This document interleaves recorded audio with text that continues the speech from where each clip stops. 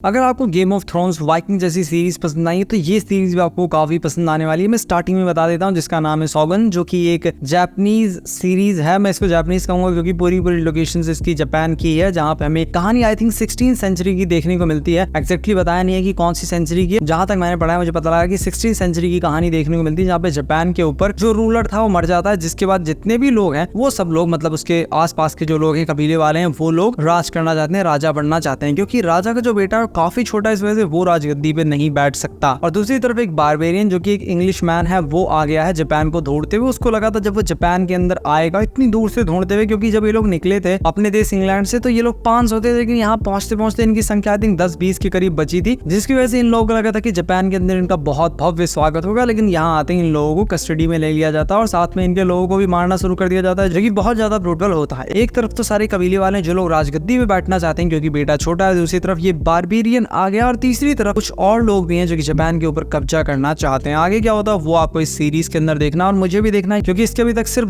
2 episodes release हुए हैं Disney plus Hotstar पे इंग्लिश लैंग्वेज में। बाकी अभी रिलीज होना बाकी है। जब वो आएंगे तब पूरी तरीके से पता लगेगा ये सीरीज एक्जैक्टली है कैसी। लेकिन अभी के लिए मुझे सीरीज काफी पसंद आई है, जिसके बहुत सी रीजंस मैं दे सकता हूँ। जिसमें सबसे पहला इसका प्रोडक्शन बजट जो कि बहुत ज्यादा रिच है, बहुत कमाल की लोकेशंस है। मतलब बिल्कुल भी 1% आपको लगेगा नहीं कि आप किसी सीरीज को देख रहे हैं। आपको लगेगा आप खुद उस समय में, हर चीज बहुत ज्यादा परफेक्ट है, जैसा उस समय होना चाहिए था वैसे इसके अंदर दिखाया गया है। दूसरी चीज इस सीरीज की पॉलिटिक्स, जो कि मुझे शुरुआत से ही इंगेज करके रख ली थी। जब मुझे पता लगा कि एक तरफ तो कुछ लोग राजा बनना चाहते हैं, दूसरी तरफ इनके राज्य के ऊपर पहले से ही बहुत बड़ा खतरा मंडरा है, जिनके बारे में इनको खुद कुछ पता नहीं था। दूसरी तरफ एक बारबेरियन आ गया है और ऐसे में बहुत सारी चीजें इस राज्य के अंदर हो रही हैं। मतलब कि कौन कब क्या कर दे वो आपको पता नहीं चलेगा इस सीरीज को देखते हुए। पूरी तरीके से अनप्रेडिक्टेबल सीरीज मुझे लगी है और ये चीज काफी मुझे पसंद आती है। खास तौर पे पॉलिटिकल ड्रामा मुझे काफी पसंद आते हैं। अब हम लोग पक गए हैं सारी मूवीज एंड सीरीज देख के जिनके अंदर दुनिया खत्म होने वाली होती है, लेकिन इसके अंदर दुनिया खत्म नहीं हो रही है। यहाँ पे असली खतरा खुद जापान पे है, और उस बीच में क्या डर्टी पॉलिटिक्स होती है वही सब देखने में बहुत ज्यादा मजा आता है। इसकी स्टोरी की मैं बात कर रहा हूँ, और इस सीरीज को आप फैमिली के साथ बिल्कुल भी नहीं देख सकते क्योंकि शुरुआत से आपको एडल्ट सेक्स सीन्स देखने को मिल जाते हैं। और इस सीरीज के अंदर आपको केवल एडल्ट सीन्स नहीं, बहुत ज्यादा ब्रूटल सीन्स देखने को मिलेंगे। एक सीन होता है जहाँ पे तलवार लेके ऐसे गर्दन काट दी जाती है, उसकी गर्दन तुरंत नीचे गिर जाती है, ऐसा लगता है जैसे गर्दन नहीं सब्जी काटी हो। वो बहुत ब्रूटल लगता है देखने में। उसके साथ में एक आदमी को खौलते हुए पानी के अंदर डाल दिया जाता और तब तक उस पानी को उबाला जाता जब तक कि वो मर ना जाए। तो ये सारी चीजें मिलकर इस सीरीज को बहुत ज्यादा एडल्ट बना देती हैं। ये सीरीज भले इंग्लिश लैंग्वेज में, लेकिन उसके बाद भी इसके अंदर आपको ज्यादातर जापानीज वर्ड्स देखने को मिलेंगे, क्योंकि एक ही बंदा है जो कि इंग्लिश बोल सकता है, बाकी सब तो जापानीज बोलने वाले हैं। इसके अंदर उन सभी कैरेक्टर्स के लिए जो कि जापानीज बोल रहे हैं उनके लिए सबटाइटल्स रखे गए हैं। सबटाइटल्स पढ़ते हुए इस सीरीज को देखना पड़ेगा, जो कि थोड़ा सा इरिटेटिंग लगता है, लेकिन उसके पीछे लॉजिक है। क्योंकि जब मैंने सीरीज शुरू की थी तो वहां पे जो हमारा हीरो होता है, मैं इसको हीरो कहूंगा, जो बारबेरियन इंग्लिश मैन है जो कि आया है इंग्लैंड से, जब पहुंचता है तो इसको इनकी भाषा नहीं आता, जापानीज नहीं आती, और जापानीज लोगों को इनकी भाषा नहीं आती, और दोनों एक दूसरे को कुछ भी बोल रहे होते हैं और बोल रहे होते हैं कि हमें इसकी भाषा समझ में नहीं आ रही। आप सोचिए अगर दोनों इंग्लिश बोल रहे होते तो किस तरीके से डायरेक्टर उसको डिफाइन करता कि किसको किसकी भाषा समझ में नहीं आ रही। इसीलिए यहाँ पे सीरीज को और ज्यादा रॉ रखने के लिए, रियल रखने के लिए सारी चीजें की गई हैं। कुल मिलाकर अगर आपको वाइकिंग, गेम ऑफ थ्रोन्स जैसी सीरीज देखना पसंद आती है तो ये सीरीज आपको डेफिनेटली बहुत ज्यादा पसंद आएगी। इसके 2 ही एपिसोड रिलीज हुए, लेकिन दोनों ने पूरी तरीके से मुझे हुक कर लिया है, क्योंकि एक बहुत बड़ा थ्रेट आने वाला है। अब उस थ्रेट के बारे में मैं जानना चाहता हूँ और आप भी डेफिनेटली जानना चाहेंगे, तो मैं हाईली रिकमेंड करूंगा अगर आप सबटाइटल्स के साथ देख सकते हैं एक सीरीज को, तो डेफिनेटली आप इस सीरीज को देखिए, आपको काफी पसंद आएगी। डिज्नी प्लस हॉटस्टार पे ये सीरीज अवेलेबल। और अगर आप एक बहुत कमाल की ग्रैंड लेवल की अवतार से भी बड़ी मूवी देखना चाहते हो तो आप मेरी इस वीडियो को देख सकते हैं, जिसके अंदर मैंने ड्यून के पार्ट 2 का रिव्यू किया है और साथ में पार्ट 1 के बारे में बताया, जो मूवी इस समय हॉलीवुड के अंदर कहर बरसा रही है। और मैं मिलता हूँ आपसे अपनी नेक्स्ट वीडियो में।